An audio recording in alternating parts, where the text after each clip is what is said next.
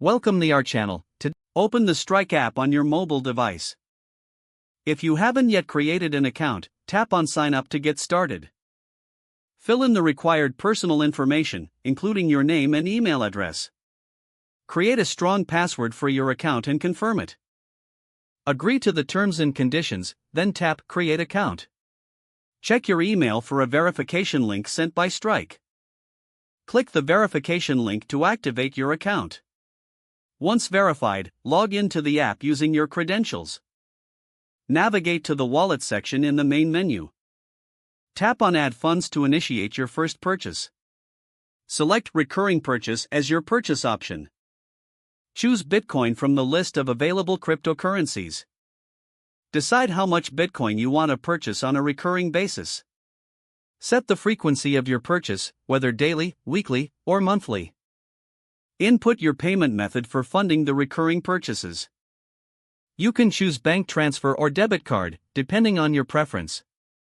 Review the purchase settings and confirm all details are correct. Tap Continue to proceed with setting up your recurring purchase.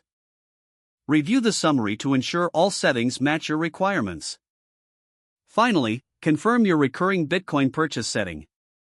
Your recurring purchases are now set up and will start based on your chosen schedule.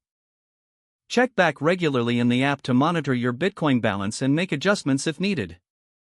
If the page does not load, refresh the browser or try again in a private or incognito window. Make sure you are using the correct email address, then retype it carefully to avoid small typos.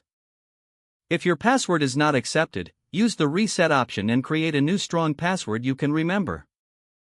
Check your spam folder for verification or security emails, then complete any requested confirmation steps.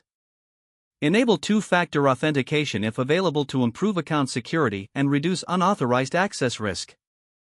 After signing in, review your profile details so your contact information and settings are accurate and current.